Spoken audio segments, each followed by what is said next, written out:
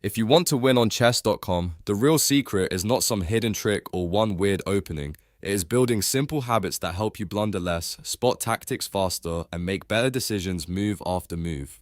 In this video, I'm going to walk you through a practical, beginner-friendly way to improve your results on chess.com and give yourself a much better chance of winning more games. If you find this tutorial helpful, make sure to hit like and subscribe for more easy step-by-step guides. Alright, let's get into it. First, understand the biggest rule at lower ratings: stop blundering. A huge number of games are decided by basic mistakes, not advanced strategy. If you leave a piece hanging, miss a free capture, or overlook a simple check, your opponent can take advantage immediately. So before every move, slow down and ask yourself one question: what is my opponent threatening? That one habit alone can save you a lot of games. Next, focus on controlling the center. The central squares, especially d4, d5, e4, and e5, give your pieces more space and more options. When your pieces are active in the center, they can attack and defend much more efficiently. A simple opening goal is to develop your pawns and pieces toward the center instead of moving the same piece over and over for no reason. That helps you get a stronger position without memorizing tons of theory. Another major key is king safety.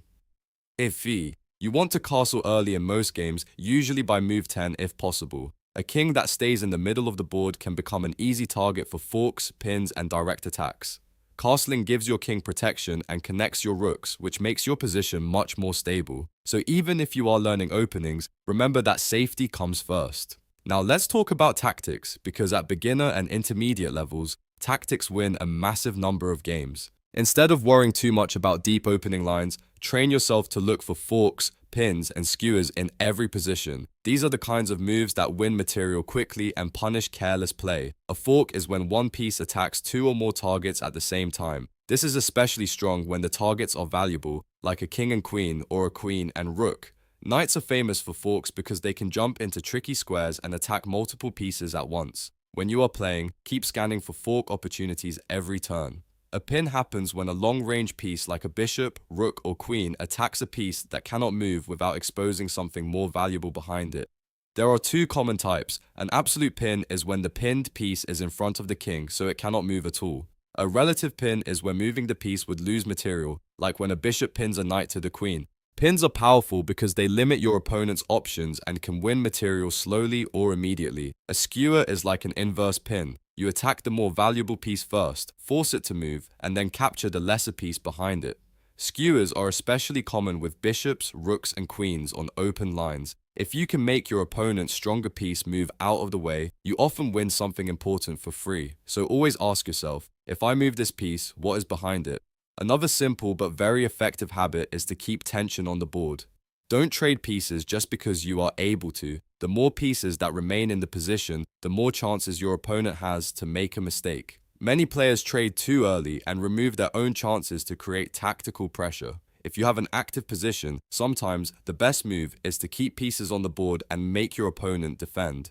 To improve faster on chess.com, try using this thinking process in every game. First, check for checks, captures, and threats. Second, look for hanging pieces. Third, look for tactical patterns like forks, pins, and skewers. Fourth, make sure your king is safe and your pieces are active. If you do that consistently, your play will become much more solid very quickly. One more tip.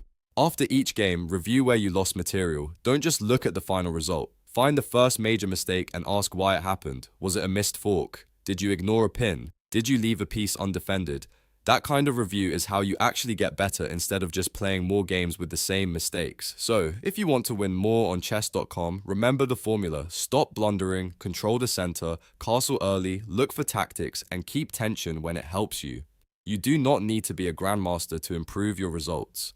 You just need a repeatable process and the discipline to use it. If this video helped you, please hit the like button, subscribe for more tutorials, and let me know in the comments if you want a beginner chess opening guide next. Thanks for watching and good luck winning more games on chess.com.